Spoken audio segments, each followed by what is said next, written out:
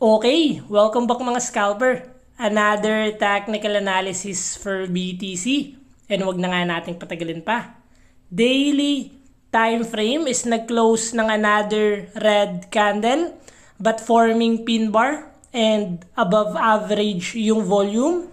Good news is possible na may mga buyers na tumutulak paakyat dahil nag-close tayo ng pin bar.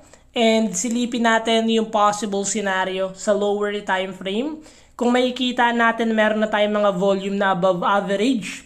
But kung makikita natin sa form ni BTC, still nasa lower high pa rin to. And if magkakaroon tayo ng another rejection, possible this is only a continuation ng downtrend yung mangyayari.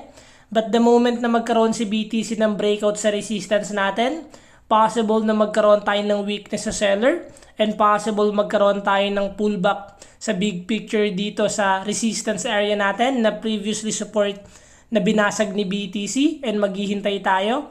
So currently, nandito pa tayo sa area ni BTC sa resistance kung babasag ba.